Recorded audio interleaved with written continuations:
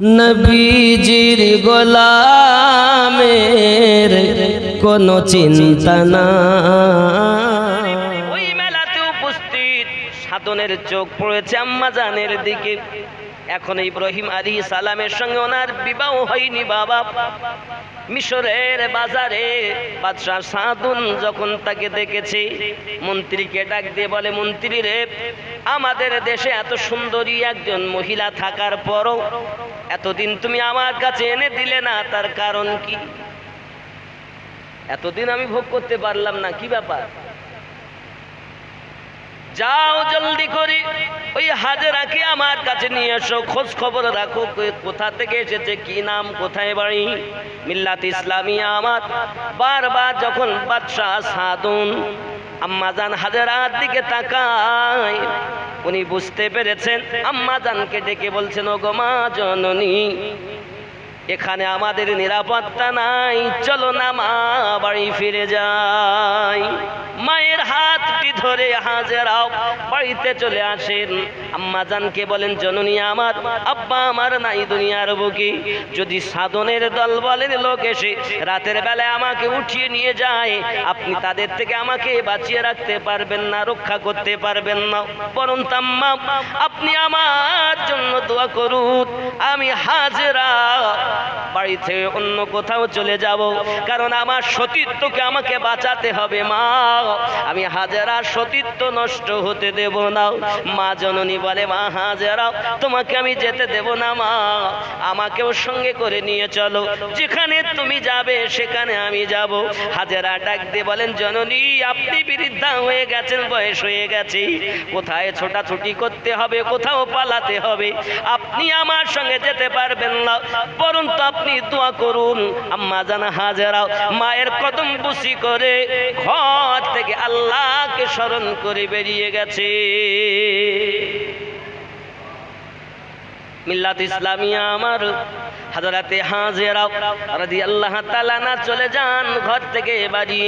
এমন সময়তে সাধনের দল বলে লোক এসেছে বাড়ি। কুকুরের মতো চেঁচায় হাজেরা, হাজেরা করে চেঁচায়, খুঁজে পায় না হাজেরাকে। মাকে জিজ্ঞাসা করে, হাজেরা কোথায় গেছে? সঙ্গে সঙ্গে বলে, হাজেরা কোথায় গেছে বলতে পারবো না, ঘর থেকে বেরিয়ে গেছে এতটুকু জানি। মিল্লাত ইসলামিয়া আমার হাজেরাকে খুঁজে না পেয়ে মাকে ধরে টানতে টানতে তাকে নিয়ে চলে যায়। এই মিল্লাত ইসলামিয়া আমার হাজেরা জঙ্গলের ভিতরে আল্লাহকে স্মরণ করে থাকে, আল্লাহ তুমি আমায় সতীত্বকে হেফাজত করো। হযরতে হাজেরা রাদিয়াল্লাহু তাআলা আনহা এমনি করে জঙ্গলের ভিতরে ঘুরে বেড়াচ্ছেন বাবা। মিশরের মধ্যে দেখা যায় সাধনের কাছে তার মন্ত্রী সহ কয়েকজন সিপাহী গিয়ে বলছেন, ও বাদশাহ জাহাপানা, হাজেরাকে খুঁজে পাইনি, তাই তার মাকে ধরে নিয়ে এসেছি। মাকে এনেছি মানে হাজেরা পালিয়ে থাকতে পারবে না, মায়ের টানে একদিন না একদিন দেখা দেবে। সাধুন বলছে, আমি তো হাজেরার মাকে চাইনি, চাই আমি হাজেরাকে। তুমি যেমন করেই পারো হাজেরাকে ধরে নিয়ে আসো, যদি তুমি না আনো তোমার চাকরি থাকবে না। জাল ছেড়ে মাছ পালাতে পারে, পুকুর থেকে মাছ পালাতে পারে না, তোমার চাকরি থাকবে না তোমার, যদি আমাকে তুমি হাজেরা এনে না দাও। মিল্লাত ইসলামিয়া আমার সাধনের কথায় মন্ত্রী খাওয়া ঘুম নাই, দিন রাত একাকার করে খুঁজতে বেরিয়েছে সেনা সৈন্যনী। মিল্লাত ইসলামিয়া আমার হাজেরা পরের দিন সন্ধ্যার সময় বাড়িতে এসেছে, মা মা করে ডাকে, মাকে খুঁজে পায় না। মনে পড়েছে পাশে মায়ের একজন বান্ধবী, সে হলো খালা। আওয়াজ দিচ্ছে, গো মায়ের বান্ধবী খালা, খুলে দেবেন কি জানালা, আমি সেই হতভাগিনী হাজেরা। সঙ্গে সঙ্গে বাড়ি এসে বলতেছে, হাজেরা পালিয়ে যাও মা, জোরে কথা বলা এখানে শোভনীয় হবে না মা, তোমাকে খুঁজে খুঁজে পাইনি সাধনীর লোক, তাই তোমাকে তোমার মাকে মারতে মারতে চুলের মুঠো ধরে টানতে টানতে নিয়ে গেছে। মরে গেছে না বেঁচে আছে বলতে পারবা না মা, তুমি জলদি করে পালিয়ে যাও, যে কোনো সময় সাধনের লোক এসে তোমায় ধরে নিয়ে যেতে পারে মা। হযরতে হাজেরা মাকে দেখতে পেলেন না, আবার বাড়ি থেকে চললেন নিজের সতীত্বকে বাঁচানোর জন্য। আমার আম্মা জানো, খালা, শুনে নেন আপনারা, রাতের বেলা দিনের বেলা পৃথিবীর জমিনে রব্বে কারীমকে স্মরণ করে যে নিজের সতীত্বকে বাঁচাতে চায়, যে আল্লাহ পাক তাকে হেফাজত করে নেয়। আল্লাহুম্মা সাল্লি আলা মাওলানা মুহাম্মদ ওয়া আলা আলি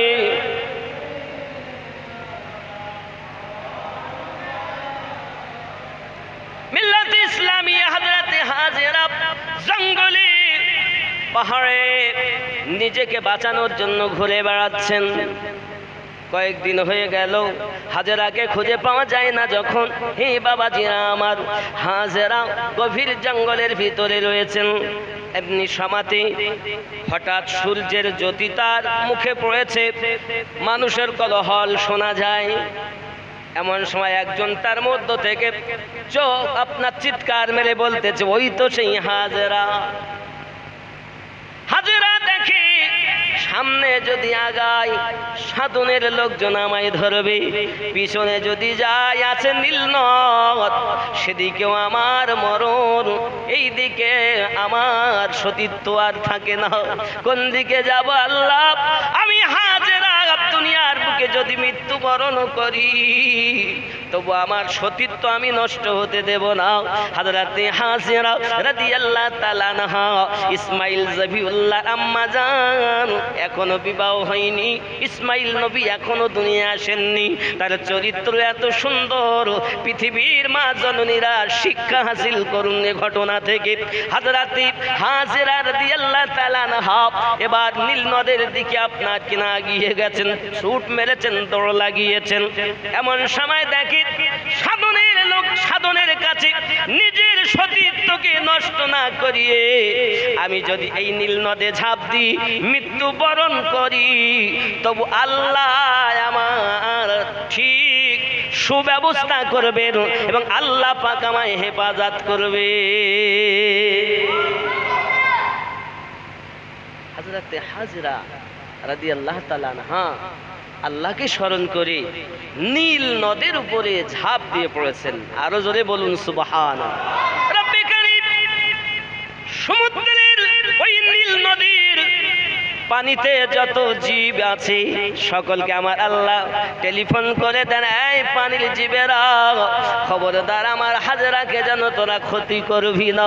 আমার আল্লাহ পাক রব্বুল ইজ্জাতের ঘোষণা, হাজেরা রাদিয়াল্লাহু তাআলা আনহার কোনো ক্ষতি হয় না। বাবা ডুবে আর ওঠে, ডুবে আর ওঠে। সাধনের মন্ত্রী দেখে, সাধন বাদশার মন্ত্রী দেখে ডুবছে আর উঠছে, মরণের ভয় করে না, সমুদ্রে পানিতে নীল নদে ঝাঁপ দিয়েছে। বাবা কোথায় যাবে? সমুদ্রের পানির স্রোত যেদিকে, নিশ্চিত ওই দিকে সে ভেসে ভেসে যাবে। মিল্লাত ইসলামিয়া আমার মন্ত্রী ওই আপনার পানির স্রোতের সঙ্গে চলতে লেগেছে ডাঙা দিয়ে, আর হাজেরা ডুবে ওঠে আর যায়। এমনি করে 17 দিন পর হাজেরাকে সমুদ্রের চরে বেহুশ হালাতে পানির মাছ ধরা জেলেদের আপনার জালে ধরা পড়ে গেছে।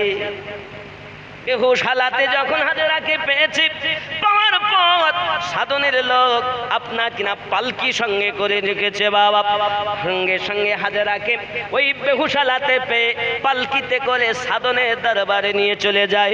বেহুশ হয়ে পড়ে আছে, নিরালা কক্ষের ভিতরে বন্দি আছে। বাবা কয়েকজন দাসী দিয়েছে তার খেদমতের জন্য। অল্পক্ষণ পর হাজেরা রাদিয়াল্লাহু তাআলা আনহা আম্মা জানের যখন হুঁশ ফিরেছে, হুঁশ ফিরে দেখে একটি নিরালা কক্ষ। জিজ্ঞাসা করে এটা কোন জায়গা? দাসীরা বলতেছে এটা হলো বাদশা সাধনের নিরালা কক্ষ। হাজিরা বলতেছে, দাসীরা এখান থেকে কয়েকদিন আগে একজন মহিলা চুলের মুঠো ধরে মারতে মারতে টানতে টানতে নিয়ে এসেছে। ওই মহিলা বেঁচে আছে না মরে গেছে বলতে পারোনি। সঙ্গে সঙ্গে দাসীরা বলতেছে এতদিন বেঁচে ছিল, আজ সকালবেলা সে চিরবিদায় নিয়েছে। ইন্না লিল্লাহি ওয়া ইন্না ইলাইহি রাজিউন। হযরতে হাজেরা, হাজেরা মা তুমি জলদি করে তৈরি হও, বাদশা সাদুন এখনই কক্ষের ভিতরে আসবে, তুমি গোসল করো, পরিষ্কার পরিচ্ছন্ন হও। হাজেরা রাদিয়াল্লাহু তাআলা আনহা গোসল তো করে নিলেন, বাবা সুন্দর পোশাক তাকে পরিয়ে দিয়েছে দাসীরা। হযরতে হাজেরা রাদিয়াল্লাহু তাআলা আনহা দেখতে অতি সুন্দরী, আরো আপনার রাজসিক পোশাক পরিধান করেছি, খেতে দেন। হাজেরা বলেন আমি এখানে খাবো না, সাধনের দরবারে খাবো না, না খেয়ে যদি মৃত্যুবরণ করি তবুও ভালো, সাধনের দরবারে খাবো না, না খেয়ে মৃত্যুবরণ করা ভালো। মিল্লাত ইসলামিয়া দীর্ঘক্ষণ সময় যায়, হঠাৎ সাধন তার নিরালা কক্ষের ভিতরে আগমন করবে খবর এলো, দাসীরা সব বাড়িয়ে গেছে, একাই হাজেরা ভিতরে। বাদশা সাধন ভিতরে প্রবেশ করে ভিতর থেকে দরজাটা লাগিয়ে দিয়েছে। হাজেরার দিকে তাকিয়ে বলে, হাজেরা দেখছো সেই ঠিক মতো তোমাকে খুঁজে খুঁজে আমার দরবারে তোমাকে নিয়ে এসেছি, তুমি আমার মনের বাসনা পূর্ণ করে দাও, তুমি যাহা চাইবে তাই দেব, আমার কাছে কোনো জিনিসের অভাব নাই। হযরতে হাজেরা বলে তাহা কখনো সম্ভব নয়, আমি জীবন দিতে পারি কিন্তু লম্পটের হাতে একজন সতীতা নারী তার জীবন বরবাদ করে দিতে পারে না, কখনো সম্ভব নয়। আয় সাধন আপনি আল্লাহকে ভয় করুন। বাদশা সাধন বলে আমি কিছু বুঝি না, আমার মনের আশা তোমাকে পূর্ণ করতেই হবে। মিল্লাত ইসলামিয়া আম্মা জান হাজেরা আল্লাহ পাকের দরবারে হাত উঠিয়ে দিলেন, আল্লাহ তুমি আমায় হেফাজত করো। আল্লাহ পাক রব্বুল ইজ্জাত হযরতে হাজেরা রাদিয়াল্লাহু তাআলা আনহা দোয়াকে কবুল করে নিয়েছেন। সঙ্গে সঙ্গে বাদশা সাধন চোখে অন্ধ হয়ে গেছে। সাধন আর হাজেরাকে খুঁজে পায় না,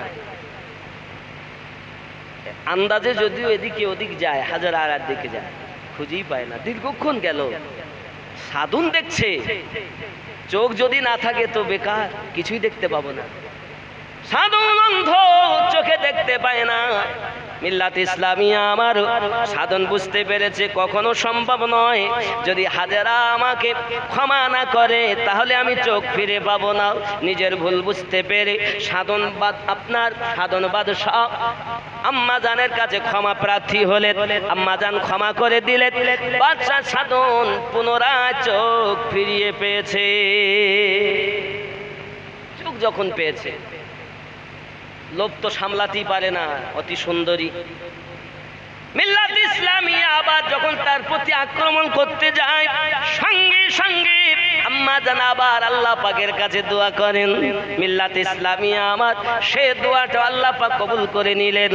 এখন কবুল যখন দোয়া হয়ে গেল, আল্লাহ পাক হেফাজত করবেন। বাবা ওই নিরালা কক্ষের মধ্যে মাটি কোমর পর্যন্ত বাদশা সাধনকে তিমি মাছের মতো গিলে নিয়েছে। জোরে কোন সুবহানাল্লাহ। বাদশা সাধন এ মাটির যে চাপ, এ যে একটা গরম ও চাপ ও সহ্য করতে পারে, মনে হয় মরেই যাবে এখনই। যত রকম ভাষা ছিল সব ভাষা সে কান্না শুরু করেছে। আম্মা জান হাজেরার কাছে ক্ষমা প্রার্থী হয়েছে যে আমি তোমার কোন রকম ভাবে আর আমি অত্যাচার করব না, আমাকে ক্ষমা করে দাও, মাফ করে দাও। আম্মা জানের মনে দয়া মায়া হয়, উনি আবার আল্লাহ পাকের কাছে দোয়া চাইলেন। আল্লাহ পাক ওই আযাব থেকে বাদশাহ সাধুনকে রেহাই দিয়েছে। বাদশাহ সাধুন বুঝতে পেরেছে ইনি হলেন নেককারিনী একজন মহিলা, ওনার জন্য জেলখানায় বন্দি করে নিরালা কক্ষে জেলখানার মধ্যে রেখে দিয়েছেন। নেককারিনীকে আল্লাহ পাক রব্বুল ইজ্জাতের তরফ থেকে হেফাজত করছেন, কিয়ামত অবধি করতে থাকবেন। জোরে কোন সুবহানাল্লাহ। মিল্লাত ইসলামিয়া এদিকে আল্লাহর নবী হযরত ইব্রাহিম আলাইহিস সালাম তার বিবাহ করা স্ত্রী আম্মা জান সারাকে নিয়ে যখন ওই মিশরে গিয়েছিলেন, মিশরে যাওয়ার পরে আম্মা জান সারার সঙ্গে বাদশা সাদুন একই আচার করেছে। দেখতে সুন্দরী, এনারও একই অবস্থা দেখা গেল। সেই বাদশাহ সাধন বুঝতে পেরেছে ইনিও নেককারিনী মহিলা, তো আমি আপনাদের ক্ষতি করব না, তবে আমি চাই আমারও দরবারে এইরকম একজন নেককারিনী মহিলা রয়েছে দীর্ঘদিন ধরে, আমি চাই আপনারা যেখানে যান আমার তো পক্ষ থেকে এই তোফাটা আপনি গ্রহণ করুন। আল্লাহর নবী ইব্রাহিম আলাইহিস সালাম ওই তোফাটা গ্রহণ করে নিয়ে আসছেন, আর আম্মা সারা তো বিশাল খুশি হলেন। এই কারণে যা খুব ভালোই হলো, আমার তো দীর্ঘদিন সন্তানই হয় না, এই একজন পেয়েছি, একে আমি নিয়ে যাই, বোন হিসাবে নিয়ে আসলেন। নিয়ে আসার পরে শাম দেশে আল্লাহর নবী ইব্রাহিম আলাইহিস সালাম দোয়া করেছিলেন, রব্বি হাবলি মিনাস সালিহিন, আল্লাহ তুমি আমাকে নেক সন্তান দান করো। এখানে আনার পর এই শাম দেশে বিবাহ হয়েছিল আম্মাজান সারার কথায়, যে আমার তো সন্তান হয় না, তুমি বিবাহ করো। বিবাহ করাজি, তবুও খুশি করার জন্য করলেন, বিবাহ হয়ে গেল। আল্লাহ পাক রব্বুল ইজ্জত আম্মাজান হাজেরা রাদিয়াল্লাহু তাআলা নাকি ইব্রাহিম আলাইহিস সালামের দোয়া আল্লাহ কবুল করে আম্মাজানকে গর্ভবতী বানিয়ে দিলেন। বলুন সুবহানাল্লাহ। গর্ভবতী যখন বানিয়েছেন তখন নবী ইব্রাহিম আলাইহিস সালাম একের পর এক দিন যায়, রাত আসে, যখন দেখলেন এমন একটি সময় যে পৃথিবীর জমিনে আল্লাহ পাক একটি সন্তান দিয়েছেন যার নাম হযরত ইসমাঈল আলাইহিস সালাম। আরো জোরে কোন সুবহানাল্লাহ। কি নাম রাখলেন? ইসমাঈল আলাইহিস সালাম। রব্বে কারীম তার ফেরেশতাগণ রব্বে কারীমকে বলছেন, আয় আল্লাহ, ইব্রাহিম আপনার ইবাদত এত করে কেন, আপনি ওকে সন্তান দিয়েছেন বলে, সন্তান দান করেছেন এজন্য বড় খুশি, এত ইবাদত করে। আল্লাহর নবী ইব্রাহিম আলাইহিস সালাম খুব খুশি সন্তান পেয়ে। ৮০ বছরে যদি বাপ হয় তো আনন্দের সীমা থাকে। মিল্লাত ইসলামিয়া এমন সময় আল্লাহ পাক রব্বুল ইজ্জত বলেন, ফেরেশতারা তোমরা যে চিন্তা ভাবনা করছো আমার বন্ধু আমারই থাকবে, আমি সন্তান দিয়েছি বলেই তা নয়, আমি যদি সন্তান নেই তাও আমার ইবাদতে ইব্রাহিম ত্রুটি করবে। যারা আমার তারা আমারই থাকবে, যারা আমার নয় তারা একটু মুসিবত পেলেই ওদের দলে চলে যাবে। ঠিক আছে, তোমাদের যখন এই আশা, দেখো আমি ইব্রাহিম আলাইহিস সালামকে আমার যে কতটা সে ভালোবাসে, আমি আল্লাহর রাজিতে যে কেমন রাজি থাকে চলো। আল্লাহ পাক রব্বুল ইজ্জতের পক্ষ থেকে আল্লাহ নবী ইব্রাহিম আলাইহিস সালামের কাছে খবর এলো। কি খবর? ও ইব্রাহিম আলাইহিস সালাম, তোমার দুধ পিপাস বাচ্চা ইসমাইল আর তার মাকে তুমি রেখে এসো। কোথায়? মরুভূমি এলাকা। মিল্লাত ইসলামিয়া আল্লাহর নবী ইব্রাহিম আলাইহিস সালাম মুশকিজায় পানি নিলেন, কিছু খেজুর নিলেন, আর বিবি আর বাচ্চাকে নিয়ে চললেন। আনন্দের সীমা তো এদিকে নেই যে আমার ৮০ বছর পরে বেটা জন্ম নিয়েছে। মিল্লাত ইসলামিয়া আমার হযরত ইব্রাহিম আলাইহিস সালাম বেটা ইসমাইলকে নিয়ে চলেছে টুকটুক টুকটুক করে আপনার ঠিক মরুভূমি অঞ্চলে, যেখানে কোনো গাছ নাই, কোনো মানুষের আনাগোনা নাই, কোনো আপনার বাড়ি ঘর নাই, শুধু মরুভূমি এলাকা, বালু আর বালু। ওই জায়গাতে আপনার পৌঁছানোর পথ আল্লাহ পাক রব্বুল ইজ্জতের নবী ফিরে আসবেন রেখে হঠাৎ আম্মা জান জিজ্ঞাসা করছেন, আমার স্বামী আপনি আমাদেরকে মরুভূমি অঞ্চলে রেখে যেন পিছপা হচ্ছেন, চলে যাবেন মন্তব্য করেছেন কেন? কি ব্যাপার? এই এলাকায় কি হবে? আমরা কিভাবে থাকবো? কোনো তো মানুষজন নাই। আল্লাহর নবী ইব্রাহিম আলাইহিস সালাম একটি কথা বলেছিলেন, আল্লাহ পাকের হুকুমে সঙ্গে সঙ্গে বিবি এত নেককারিনী যে আল্লাহ এত বিপদ থেকে আমাকে হেফাজত করেছে, এই মরুভূমি ময়দানে সেই আল্লাহ হেফাজত করবে। আমাদের ঘরের মায়েরা হলে কি বলতো, এই কেউ নেই, আমি কেমন করে থাকবো, মরে যাবো, এ হবো তা হবো। কিন্তু এত বড় আল্লাহর প্রতি তার বিশ্বাস ভরসা যে আল্লাহ পাকই হেফাজত করবে। মিল্লাত ইসলামিয়া ইব্রাহিম আলাইহিস সালাম পিছন ফিরে তাকাচ্ছেন না যেন বেটার মায়া আমাকে ধরে না বসে। আয় আল্লাহ, 80 বছর পর আপনি আমাকে বেটা দান করেছেন, ওই বেটার মায়া যেন আমাকে ধরে না বসে। আল্লাহ, ইব্রাহিম আলাইহিস সালাম সম্মুখ দিকে এগিয়ে চলেছেন। যেতে যেতে যেতে যেতে বহু দূরে যাইয়া আল্লাহ পাকের দরবারে দোয়া চাচ্ছেন, আল্লাহ গো, আমি আমার বেটা, আমি আমার স্ত্রী মরুভূমি ময়দানে বৃক্ষহীন, ঘরবাড়িহীন, মানুষহীন, শূন্য মরুভূমি ময়দানে রেখে যাই। আল্লাহ গো, এই জায়গাটা একদিন আপনি লোকালয়ে গাছগাছালিতে ভরপুর করে দেবেন, যেন কোনো জিনিসের অভাব সারা জীবন না হয়। নবী ইব্রাহিম আলাইহিস সালামের দোয়া রব্বে কারীমের দরবারে কবুল হয়ে গেল।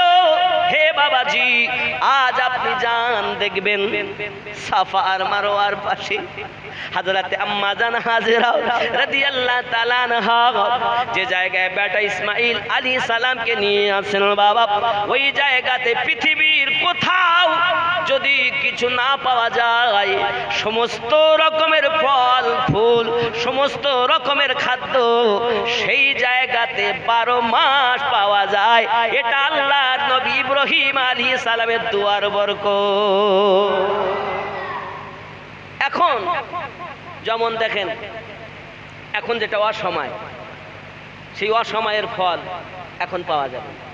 এই আম শেষের পর কাঁঠাল আম এখনো তো পাওয়া যায়, কিন্তু এখান থেকে আর 2-4 মাস 2-3 মাস পরে আর ওই জায়গাটা এমন 12 মাসের জন্য কোনো ফল অভাব হয় না। আল্লাহ পাক রব্বুল ইজ্জাত এমন দোয়া কবুল করলেন, ওই মাটি, ওই মরুভূমি ময়দানে 12 মাস সব রকমের ফল ফুল, সব রকমের জিনিস তৈরি হয়। জোরে বলেন। মিল্লাত ইসলামিয়া আমার আম্মা জান হাজেরা রাদিয়াল্লাহু তাআলা না বেটা ইসমাঈলকে নিয়ে আসেন। দিন যায় রাত আছে, খেজুর ফুরিয়ে গেল, মুশকিজার পানি ফুরিয়ে গেল। বেটা ইসমাঈলের ক্ষুধা পিপাসিত, নিজে মা হাজেরা আম্মা জান তিনিও ক্ষুধার্ত হয়ে আছেন, পেটে খাবার নাই। এমনকি বেটা ইসমাঈলের দিকে তাকায়, সেও পর্যন্ত আপনার পিপাসায় ক্ষুধার জ্বালায় ছটফট করতেছে। বাবা, খাবার শেষ হয়ে গেছে। আম্মা জান হাজেরা রাদিয়াল্লাহু তাআলা আনহা পাহাড়ের উপরে উঠেছেন। এক পাহাড়ের নাম সাফা। ওই পাহাড়ের উপরে উঠেছেন যখন, দেখতেছেন সাফা পাহাড়ে উঠে মারওয়া পাহাড়ের দিকে লক্ষ্য করে দেখতেছেন মারওয়া পাহাড়টা, এই মারওয়া পাহাড়টার উপরে রৌদ্রের কিরণ পড়ে ঝিলমিল ঝিলমিল করতেছে, মনে হচ্ছে পানি যেন ঢেউ খেলতেছে। বাবা, হযরতে আম্মা জান হাজেরা রাদিয়াল্লাহু তাআলা আনহা এই সাফা পাহাড় থেকে নেমেছেন, আবার মারওয়ার দিকে যাচ্ছেন। আব্বাজি আমার, এই সাফা থেকে নিচে নামা আর মারওয়ার দিকে ওঠা, এই জায়গাটা হলো ডিপ নিচে। আব্বাজি আমার, হযরতে হাজেরা রাদিয়াল্লাহু তাআলা আনহা যখন আপনার নিচে নেমেছেন, খুব দ্রুত গতিতে উপরের দিকে উঠতেছেন। না জানি আমার বেটা ইসমাঈল একাকী রেখেছি, কি অবস্থায়, মরে গেছে না বেঁচে আছে ঠিক নাই। আল্লাহ পাকের কাছে শুধু কান্নাকাটি করেন, দোয়া করেন, আল্লাহ হেফাজত করুন। মারওয়া পাহাড়ে গিয়েছেন, মারওয়া পাহাড়ে গিয়ে দেখেন আপনার কিনা পানি নাই, শুধু পাথর আর পাথর। আবার সাফা পাহাড়ের দিকে লক্ষ্য করে দেখেন সাফা পাহাড়টা রৌদ্রের কিরণে, সূর্যের কিরণে ঝিলমিল ঝিলমিল পানি ঢেউ খেলা মতো মনে হয়। আম্মা জান হাজেরা রাদিয়াল্লাহু তাআলা আনহা এই মারওয়া পাহাড় থেকে আবার নিচে নেমেছেন, নেমে আপনার সাফা পাহাড়ের দিকে যাবেন। 1 নয় 2 নয় 3 নয় 7 বার হযরতে আম্মা হাজেরা রাদিয়াল্লাহু তাআলা আনহা মারওয়া থেকে সাফা, সাফা থেকে মারওয়া করেছেন। আজও পর্যন্ত পৃথিবীর মানুষ যারা হজ করতে যায়, আম্মা জান হাজেরা রাদিয়াল্লাহু তাআলা আনহার এই সুন্নাত, এই নিয়মটা পালন করতে হয়। কিন্তু আম্মা জান ছুটেছেন বেটা ইসমাঈল আলাইহিস সালামকে পানি পান করাবেন বলে। আর আমাদের এই সব হাজী সাহেবরা পৃথিবীর হাজী সাহেবা ও হাজী সাহেব, আম্মা জান ও আব্বা জান যারা যাচ্ছেন তারা ছুটতেছেন কেন? আম্মা জান ছুটেছেন বেটার জন্য। আল্লাহ পাকের বড় ভালো লেগে গেল, যারা পৃথিবীতে এইখানে আসবে প্রত্যেকে আম্মা জান হাজেরার ওই নিয়মটা পালন করবে। কারণ আম্মা জানের এই ছোটাছুটিটা কিয়ামত অবধি তাজা তরু তাজা থাকবে। লোকে জানবে জাতির পিতা ইব্রাহিম আলাইহিস সালাম ও জাতির মাতা আম্মা জান হাজেরার ছোটাছুটিকে আমি আল্লাহ কিয়ামত অবধি জারি করে দিলাম। আপনি কোন জায়গাটা দেখছেন? কাবায় যান, মক্কায় যান, হজে যান, যাহা কিছু আছে কোনো না কারো কোনো না কোনো ব্যক্তি নমুনা কেউ করেছেন, তুমি ওটা কর।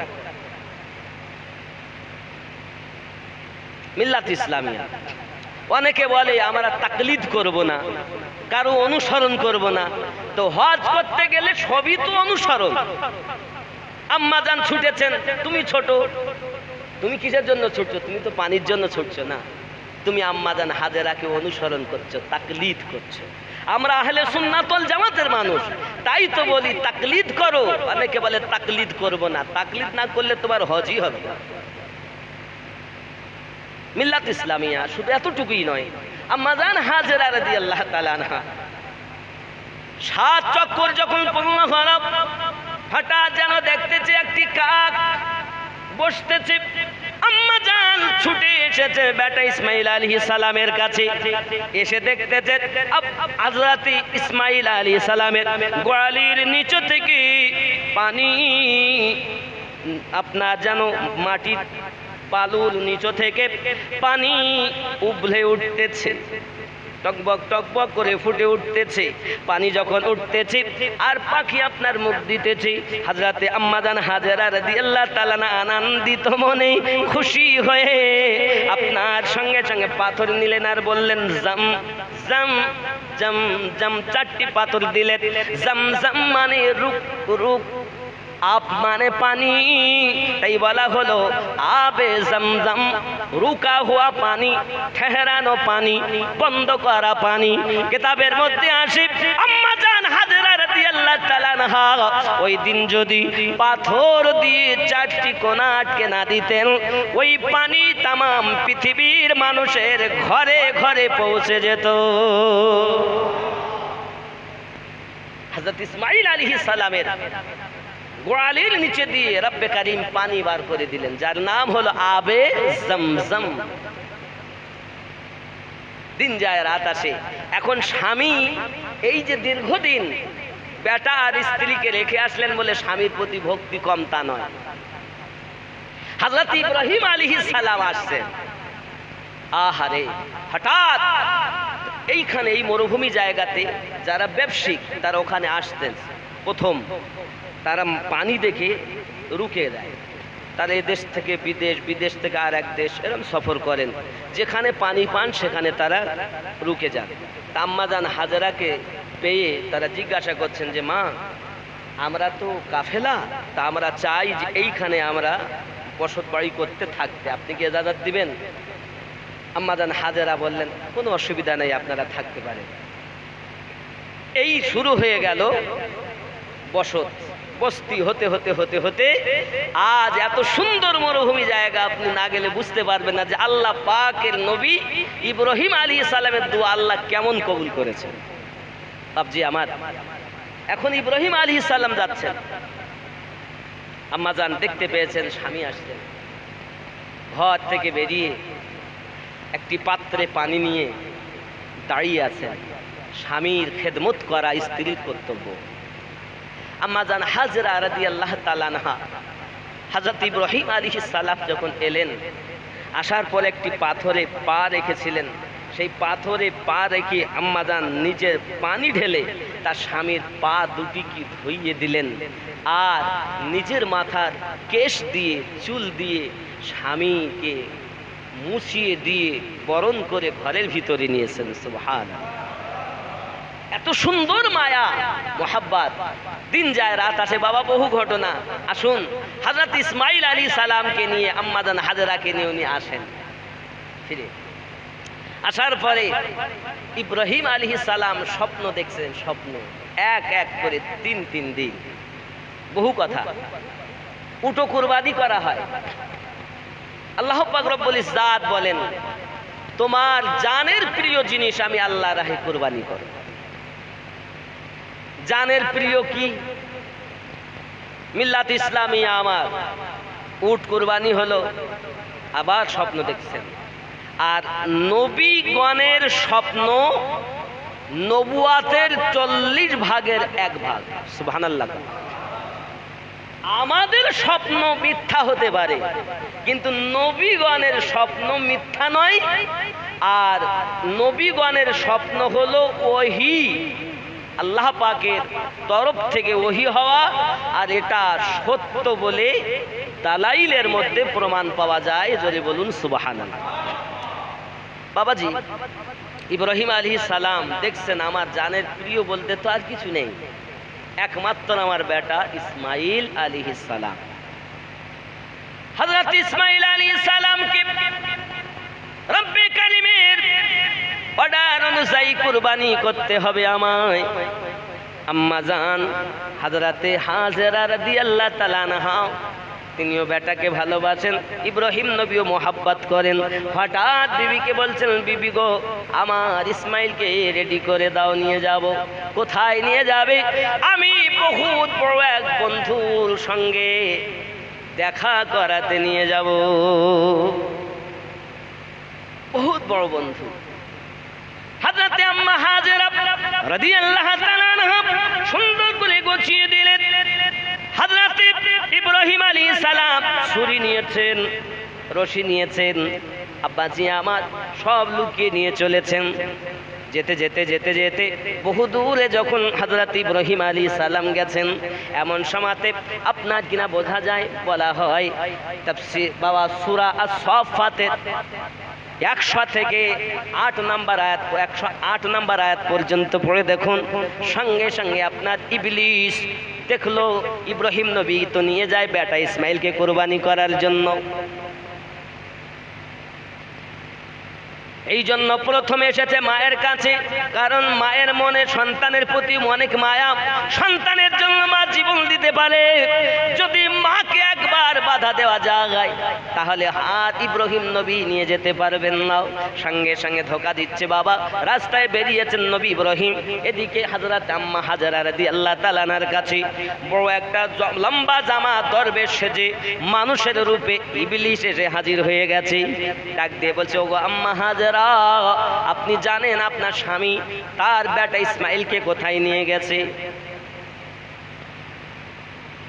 হ্যাঁ জানি, আমাকে তো বলেছেন উনি বহুত বড় বন্ধুর সঙ্গে সাক্ষাৎ করাবে, বন্ধুর কাছে নিয়ে গেছে। না, ভুল বলেছে, সে তার বেটাকে জবাই করতে নিয়ে গেছে। বাপ কখনো বেটা জবাই করে নাকি? তুমি কেমন কথা বলতেছো? বলে আমার কথা বিশ্বাস হচ্ছে না। স্বপ্নে নাকি ইব্রাহিম নবী দেখেছেন তার বেটাকে কুরবানি করতে, এটা নাকি আল্লাহ পাক তাকে কুরবানি করতে বলেছে। আম্মা জান হাজেরা বলেন, লা হাওলা ওয়ালা কুওয়াতা ইল্লা বিল্লাহ, বুঝেছি তুই শয়তান। এই ইবলিস শুনে লে, আমি হাজেরা বলতেছি আমার বেটা ইসমাইলকে যদি আল্লাহ পাক কুরবানির অর্ডার দিয়ে থাকেন, আমি হাজেরা বলতেছি একটা কেন, এমন ইসমাইল জন্ম নেবে শত শত। আমি হাজেরা আল্লাহ রাস্তায় কুরবানি করতে দ্বিধা করব না। নারায়ে রিসালাত, নারায়ে রিসালাত, মাসলাকে ইমামে রব্বানি, নারায়ে তাকবীর, নারায়ে হায়দারি। বোঝা যায় হযরতে ইসমাইল আলাইহিস সালাম, ইব্রাহিম আলাইহিস সালাম দুইজন নবী চলেছেন। মাকে তো পারলেন না শয়তান আটকাতে, এবার চলেছে ইসমাইল আলাইহিস সালামের কাছে। ইসমাইল, তুমি জানো তোমাকে তোমার পিতা কোথায় নিয়ে যায়? আমি তো আমার আব্বার সঙ্গে বেড়াতে যাচ্ছি, খুব সুন্দর জায়গায় আমাকে আব্বা নিয়ে যাবে বলেছেন তার বন্ধুর কাছে। তোমাকে তোমার আব্বা নিয়ে যাচ্ছে জবাই করবে বলে, ছুরি নিয়েছে, রশি নিয়েছে, জানো? আরে বাপ কখনো বেটা জবাই করে এমন কোন নজির আছে নাকি দুনিয়ায়? ইসমাইল নবী বলছেন। তখন বলছে হ্যাঁ, এটা নাকি তোমার পিতা স্বপ্ন দেখেছে, আল্লাহ নাকি হুকুম করেছে। হযরত ইসমাইল আলাইহিস সালাম উত্তর দিলেন, লা হাওলা ওয়ালা কুওয়াতা ইল্লা বিল্লাহ, মারদুর শয়তান মারদুর হক।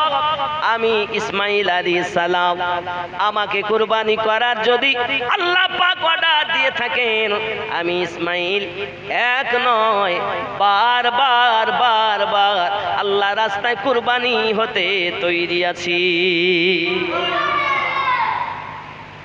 সুন্দর কথা, মিল্লাত ইসলামী আমার। হযরত ইব্রাহিম আলাইহিস সালাম তার বেটা নিয়ে যেতে যেতে যখন ইসমাইল আলাইহিস সালাম শয়তানের ধোকায় এলেন না, তখন এবার চলেছে ইব্রাহিম নবীর কাছে।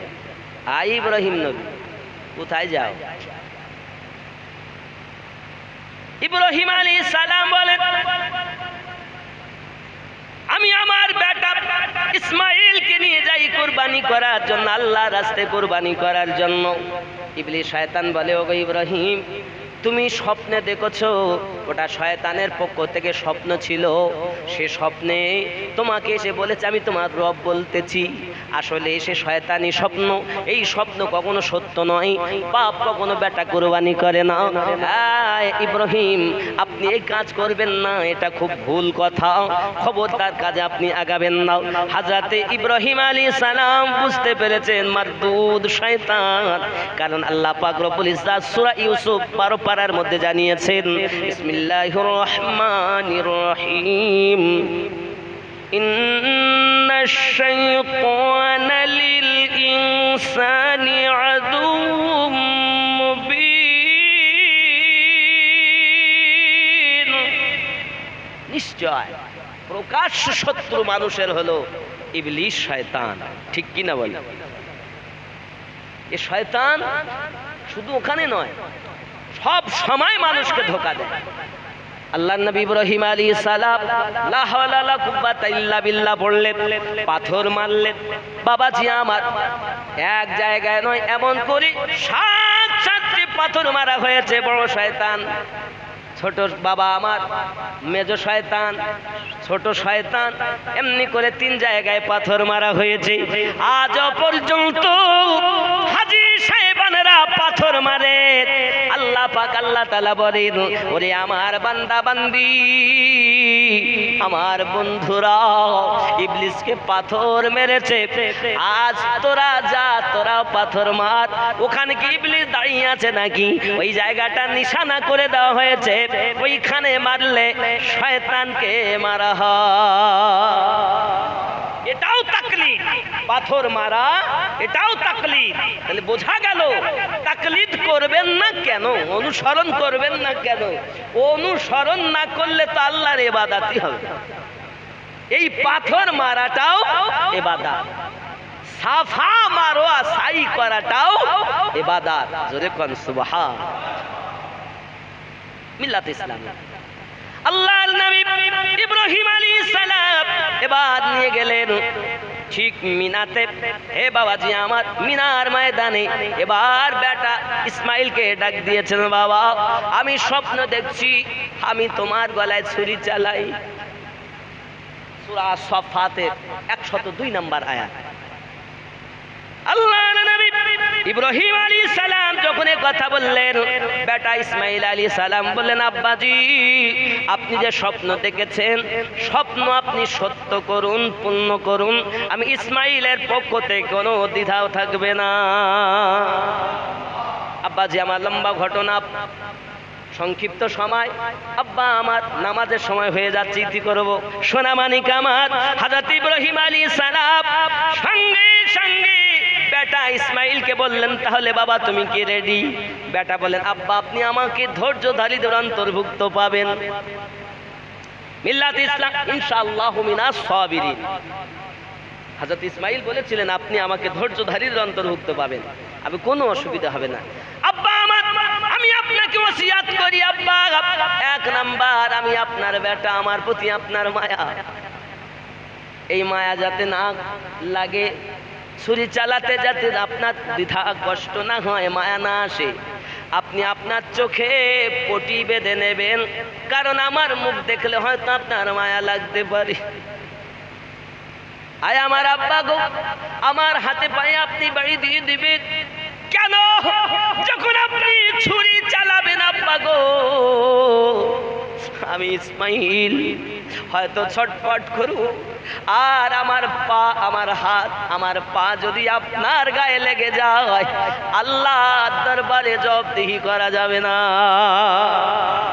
কত আদব ছিল হযরত ইসমাইল আলাইহিস সালামের ভিতরে বাবা। তিনি তার আব্বা জানকে বলছেন, আব্বা আমার হাত পা ছিনুতে যদি আপনার গায়ে লেগে যায় আমার বড় পাপ হবে, আল্লাহ আমাকে মাফ করবেন না।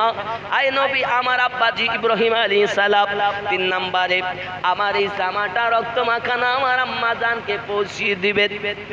সোনামানিক আমার ইব্রাহিম আলাইহিস সালাম সঙ্গে শুনলেন এবং ইসমাইল আলাইহিস সালাম বললেন, আব্বা আমায় আপনি মুখ মাটির দিকে করে পিঠের দিক থেকে আপনি এই গলার দিক থেকে আপনি কাটান।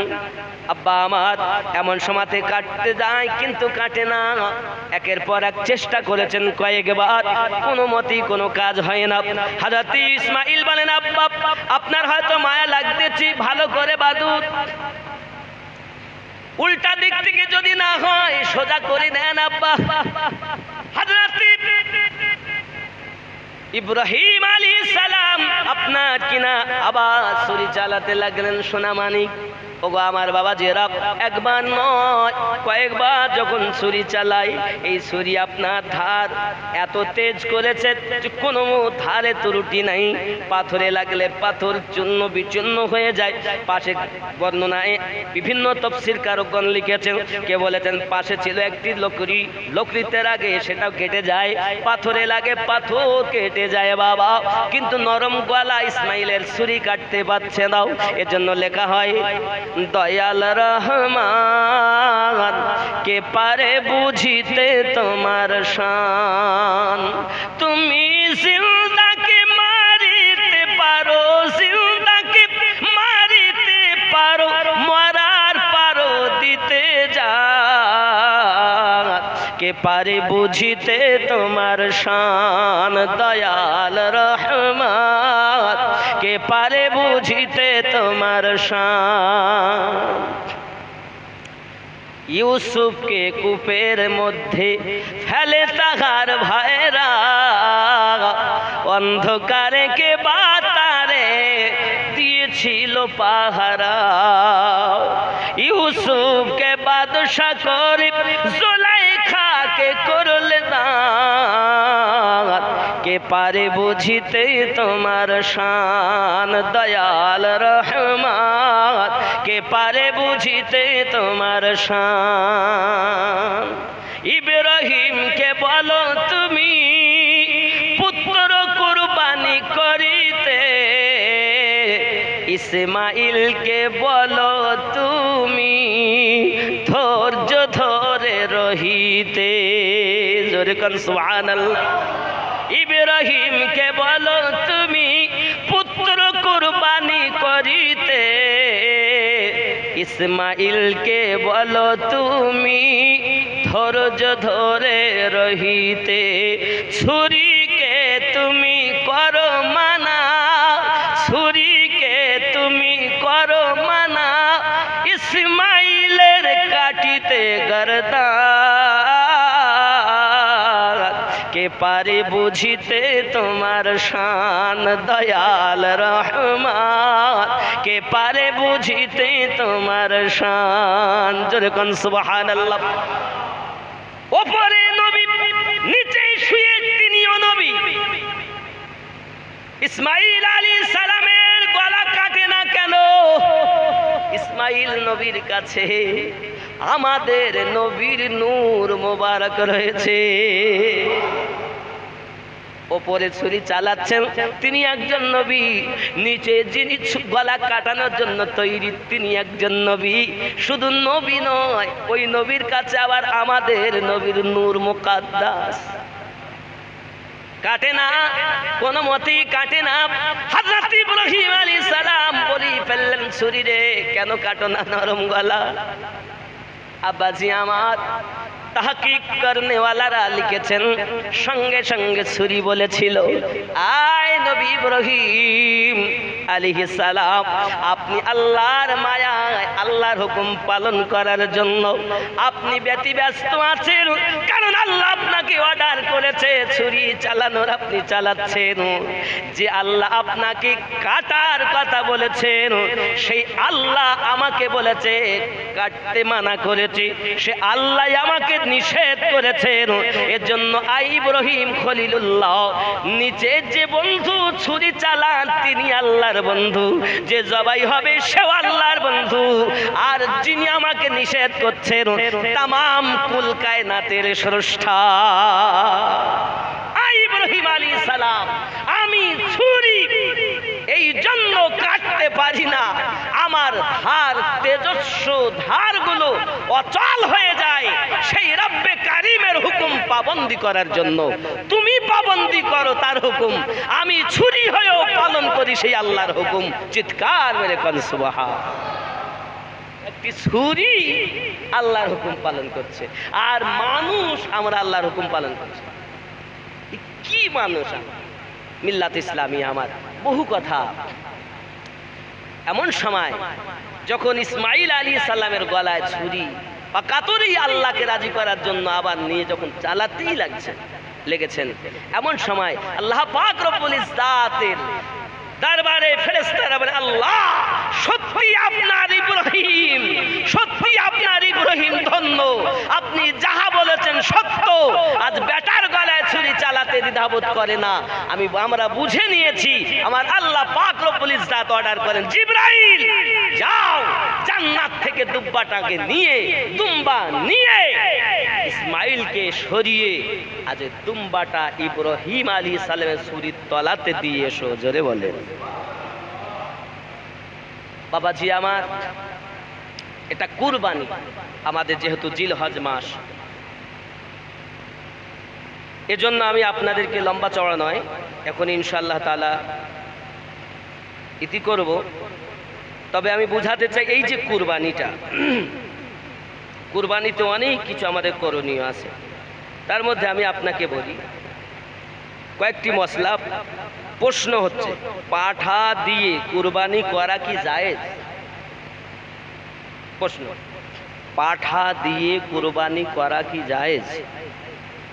পাঠার গোশত খাওয়া হালাল এবং পাঠা দিয়ে কুরবানি সম্পূর্ণ জায়েজ, এ নিয়ে সংশয়ের অবকাশ নেই। তবে ইবনে মাজা শরীফের 3122 নম্বর ও মেশকাত হাদিসের অনুসারে খাসি ও পাঠার মধ্যে যদি একটিকে বেছে নিতে হয় তবে খাসি কুরবানি দেওয়াই উত্তম হবে। যেরকম সুবহানাল্লাহ। প্রশ্ন হচ্ছে, কুরবানি পশুর বয়স কত হতে হবে? কুরবানি পশুর বয়স কত হতে হবে? কুরবানির জন্য উট, গরু, মহিষ, বকরি আর দুম্বা আর ভেড়া, ইহা ছাড়া কুরবানি দেওয়া যাবে না। বুঝতে পেরেছেন? উট কমপক্ষে 5 বছর বয়স দরকার, গরু কমপক্ষে 2 বছর বয়স, গরু ও মোষ। ছাগল কমপক্ষে, ছাগল ভেড়া 1 বছর বলা হচ্ছে, কমপক্ষে 1 বছরের দরকার। তাহলে ভেড়া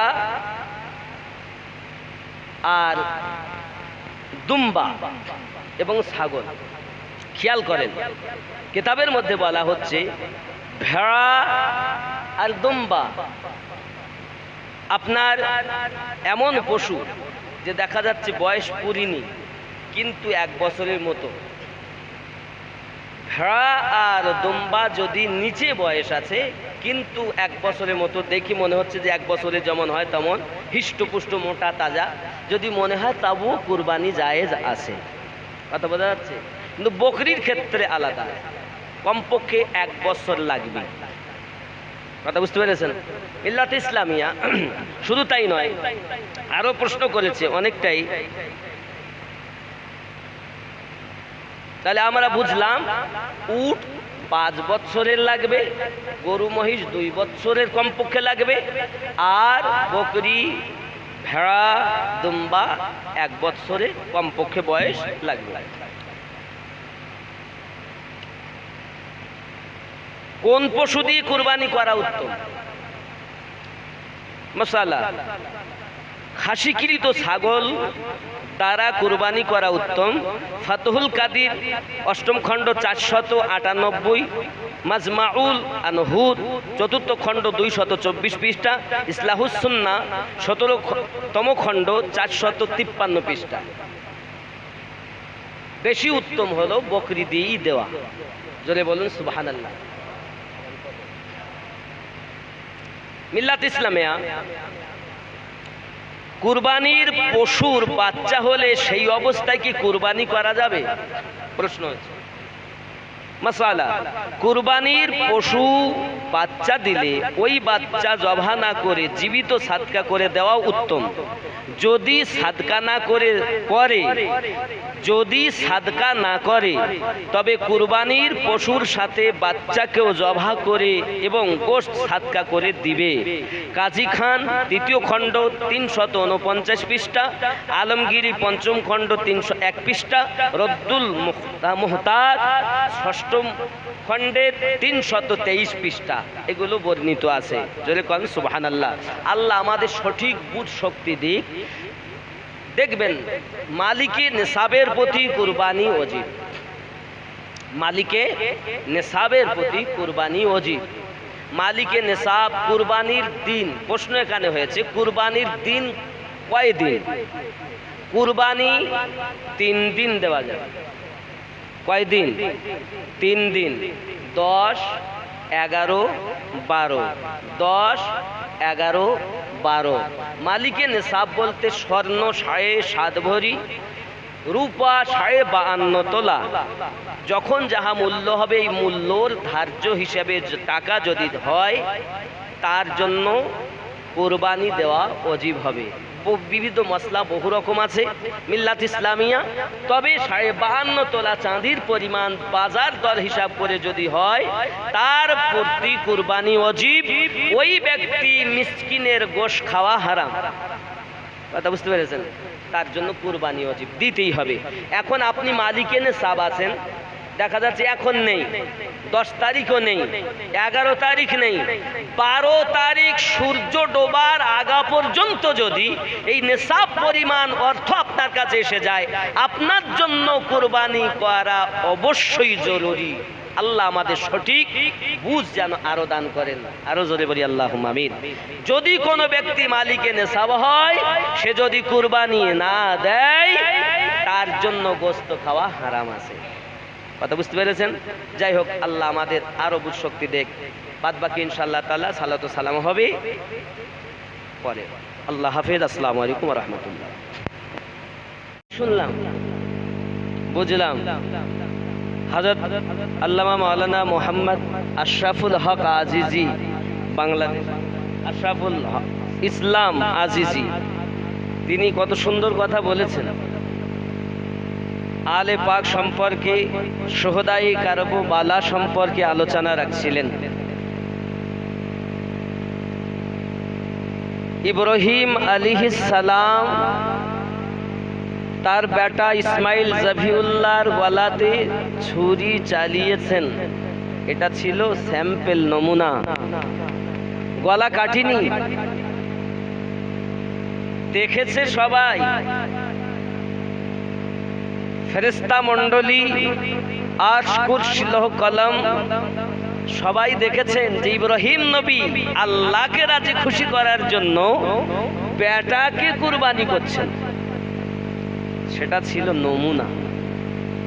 কারবালার মাটিতে ইমাম হুসাইন আলাইহিস সালাম, হুসাইন রাদিয়াল্লাহু তাআলা আনহু বাস্তবায়ন করে ইসলামকে বাঁচানোর জন্য দরুদি রসুল খোদা সাল্লাল্লাহু আলাইহি ওয়াসাল্লামের উম্মাতকে টিকিয়ে রাখার জন্য নিজের গলা কাটিয়ে দিয়েছেন। সুবহানাল্লাহ। ওখানে ছিল নমুনা আর এখানে হলো বাস্তব ঘটনা। আমরা এ থেকে শিক্ষা এটাই পাই, মিনার ময়দানে ইব্রাহিম নবী শুরু করেছেন, ইমামে হোসাইনে পাক কারবালার মাটিতে সেটা বাস্তবায়ন করে জগৎকে শিক্ষা দিয়ে গেছে। আজ সেই কুরবানি আমাদের সম্মুখে। পৃথিবীর মাটিতে কুরবানি করুন, সামর্থ্য থাকা ব্যক্তি কেউ কুরবানিতে অবহেলা করবেন না। আর সকলে ইসলামকে আঁকড়ে ধরুন, তওবা করুন। যার সামর্থ্য আছে অথবা কুরবানি দেয় না, সে যেন ঈদগাহের মাঠে না আসে। নবী দো জাহান সাল্লাল্লাহু আলাইহি ওয়াসাল্লাম নিষেধ করেছেন। এখন প্রশ্ন হয়েছে, কুরবানি যিনি করছেন উনি হাদিয়া স্বরূপ কুরবানির গোশত থেকে কি কিছু নিতে? কুরবানির গোশত যিনি জবাই করছেন বা কাটা বাছা করছেন, খুব ভালো করে শোনেন, কাটা বাছা করছেন অথবা জবাই করছেন, আপনি তাকে ওই গোশত থেকে কিছু দিতে পারেন না। তাকে আপনাকে কিছু পয়সা দিতে হবে। আপনি কারো ওই গোশত থেকে আপনি দিতে পারবেন না। গোশত না দিয়ে আপনি তাকে কিছু মুনাফা, টাকা পয়সা, অর্থ দিয়ে তাকে সাহায্য করবেন। রইল যদি আপনি মনে করেন যে আমার বন্ধু আমার ভাগবাটা আমার বাড়ি গোশত নিয়ে যাচ্ছি, সেই তার থেকে আমি দেব, এটা আপনার ব্যক্তিগত ব্যাপার, এটা কোনো এ নেই। কিন্তু গোশতই দিতে হবে, ওর মুনাফা ওকেই আমার কেটে বেচে দিয়েছে বলে বা আমার জবাই করে দিয়েছে বলে গোশত দেওয়া যাবে না। এটা মশলা এসেছে, কি বলে পারিশ্রমিক হিসাবে ওই গোশত দেওয়া যাবে না। এক কথায় যেটা পারিশ্রমিক হিসাবে ওই গোশত দেওয়া যাবে না। মিল্লাত ইসলামী আমার এগুলো আমরা আগামী থেকে ইনশাআল্লাহ তাআলা ভালোভাবে আমল করব। আল্লাহ আমাদের সঠিক বুঝ শক্তি দিক। সবাই বলি আমিন। একটু মুহাব্বতে সালাতু সালাম। ইয়া নবী সালাম, আয়া রাসূল সালাম।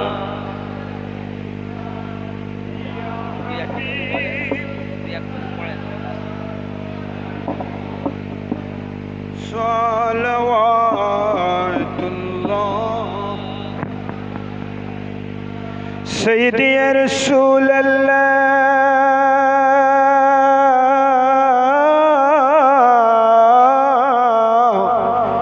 ইয়া হাবিবাল্লাহ।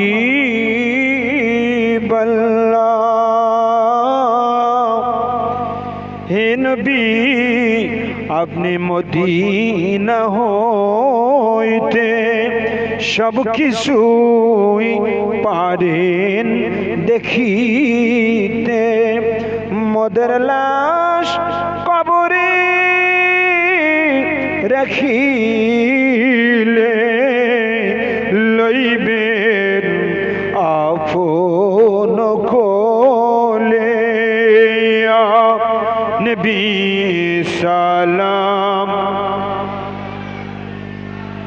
ইয়া রাসূল সালামু আলাইকা, ইয়া হাবিব সালামু আলাইকা। সালাওয়াতুল্লাহ সাইয়্যিদি ইয়া রাসূলুল্লাহ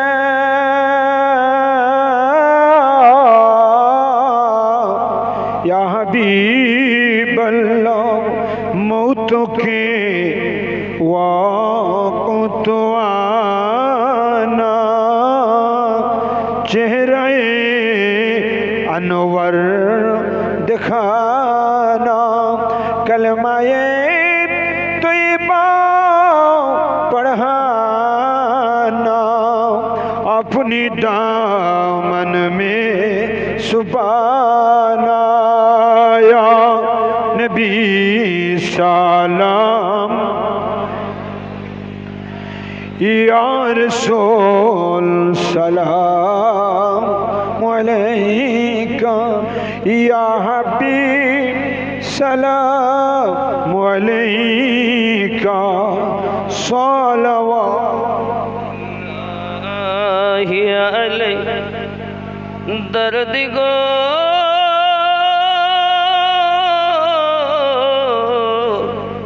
ओगो उम्मा तेरे दर्दी नबी जियावा তুমি যে ঘুমাও না রাতে দেখা দাও আশিকদের সাথে ডেকে নাও নবী রওজার কিনারে দরুদ সালাম দিতে আ নবী সালাম ইয়া রাসূল সালাম ইয়া হাবিব সালাম সালাতুল্লাহ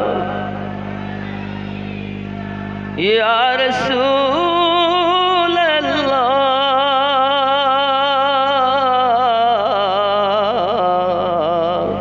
सय्यदी या हबीब अल्लाह हम गुलाम मुस्तफ़ा है गौस की तरका गदा है खाक पा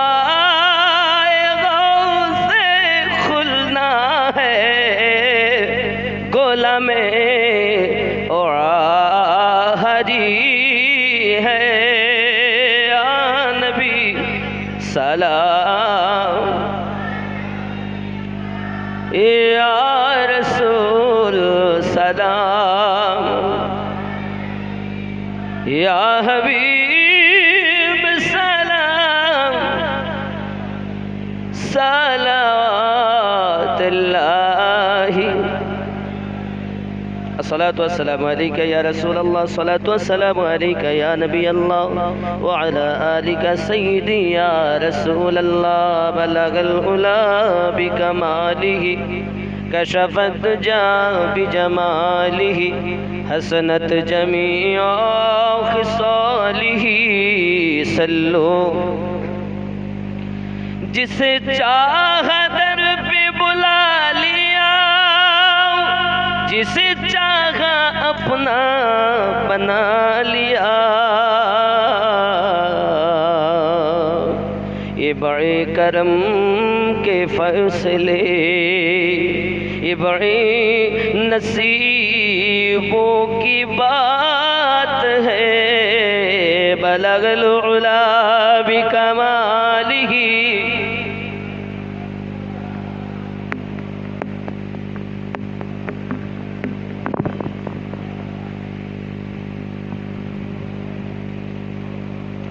न कहीं से दूर है मंजिल न कोई करीब की बात है न कहीं से दूर है मंजिल न कोई करीब की बात है ये शान है मेरे आका की ये महबूब मुहीब की बात है बलगल उला बिकमालिही कशफत हसनत जमीअ खिसालिही सल्लो बाबा আমরা নকশবন্দিয়া মুজাদ্দিদিয়া তরিকার মানুষ আমার তরিকতের ইমামে রাব্বানি মুজাদ্দিদে আল ফিসানি রাদিয়াল্লাহু তাআলা খাজা বাহাউদ্দিন নকশবন্দ আমার তরিকতের ইমাম হযরত খাজা বাহাউদ্দিন নকশবন্দি রাহমাতুল্লাহ আলাইহি যখন হজ সমাধা করতে গিয়েছেন, আহা, হাজী সাহেবদের যেখানে কুরবানি করতে হয়, এই জিলহজ মাস হজ করতে গেলে কুরবানি করতে হয়, কেউ দুম্বা, কেউ বকরি, কেউ ঘোড়া কুরবানি দেন। হে বাবা, আল্লাহর বন্ধু আমার তরিকার ইমাম খাজা বাহাউদ্দিন নকশবন্দ রাহমাতুল্লাহ আলাইহি, আয় মালিক আল্লাহ, তুমি তো তোমার বন্ধু ইব্রাহিমকে বলেছো কুরবানি করতে জানের থেকে প্রিয়, তা আমি বাহাউদ্দিন নকশবন্দ কুরবানি করব কি? এই বকরি, এ ছাগল, ভেড়া, দুম্বা দিয়ে তো আল্লাহ জানের প্রিয় তো হয় না, এর প্রতি তো আমার সে মায়া নাই। আমার তরিকার ইমাম বাহাউদ্দিন নকশবন্দ রাদিয়াল্লাহু তাআলা, আল্লাহ আমি জানের প্রিয় কি দেব? তুমি তোমার খলিলকে বলেছো আমার জানের প্রিয় আমার এক বেটা আছে। আল্লাহ, আমি বাড়ি থেকে যখন এসেছি আমি আমার বেটাকে রেখে এসেছি। আল্লাহ, তোমার ওই কথা পূর্ণ করার জন্য আমি বাহাউদ্দিন নকশবন্দ বলি আমার বেটাকে আমি এই ময়দান থেকে কুরবানির নিয়ত করছি। আল্লাহ পাক রব্বুল ইজ্জাতের দরবারে সে কুরবানি এমন কবুল হয়েছে, আজও স্বর্ণ অক্ষরে লেখা আছে। হুজুর যেই জবান মুবারাকায় বলেছেন, বাড়িতে ওনার পুত্র কুরবানি হয়ে গেছে। আমার তরিকার ইমাম তিনি কুরবানি করেছেন জানের থেকে প্রিয় জিনিস। আমাদের শিক্ষা নেওয়া উচিত, আমরা সেই তরিকতের মধ্যে আছি, সেই ইমামদের অনুসরণ অনুকরণ করি, তাহলে আমাদের হৃদয় নিংড়ানো ভালোবাসা যেন আমরা আল্লাহ রাস্তায় সাদকা কুরবানি করে আল্লাহ যেন আমাদের প্রতি রাজি খুশি থাকেন, রাসূল যেন রাজি খুশি থাকেন। আখির দাওয়ানা আনিল হামদুলিল্লাহি রাব্বিল আলামিন। ভুল ত্রুটি মাফ করবেন আল্লাহ পাক, আমাদেরকে আমাদের সকলের ঈমানে আমালে বরকত যেন দান করেন। সবাই বলি আমিন। তরিকতের মহাব্বত, পীর মুর্শিদের আদব, তরিকতের আদব আল্লাহ যেন আমাদের বেশি দান করেন। আরো জোরে বলুন আল্লাহুম্মা আমিন।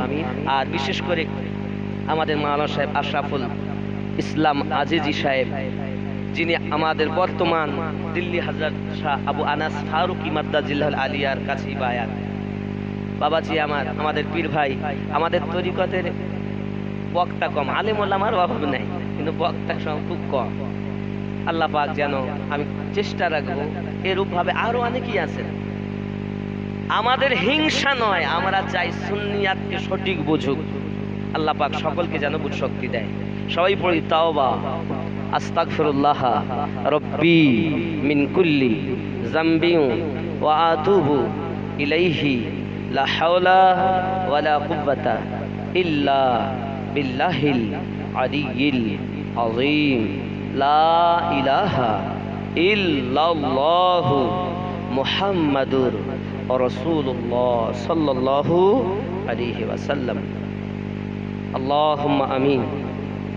اللهم صل على سيدنا شفينا حبيبنا ملجنا مولانا محمد بارك وسلم عليه صلوا عليه صلاة وسلام عليك يا رسول الله صلى الله عليه وسلم।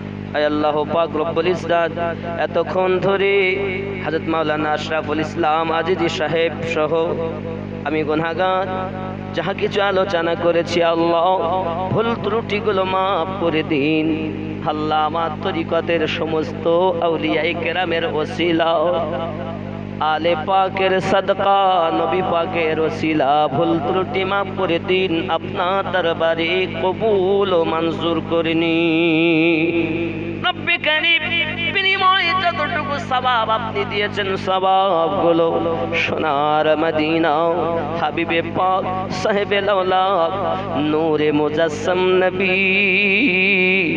সাল্লাল্লাহু আলাইহি ওয়াসাল্লামের কদম মোবারকায় পৌঁছিয়ে দিন। রব্বে কারীম, আদম থেকে আজ পর্যন্ত নবীন, সাহাবায়ে কেরাম, তাবা তাবিঈন, আম্মায়ে মুস্তাহিদিন, খুলাফায়ে রাশিদিন, উহুদ, বদর, সিফিন, খাইবার, খন্দক, কারবালা, এমন করে ইসলাম ইতিহাসের মধ্যে যত যুদ্ধ হয়েছে সকল শহদায়ে কেরামদের আরওয়াহ মুকদ্দাস মুতাহহারায় পৌঁছিয়ে দিন।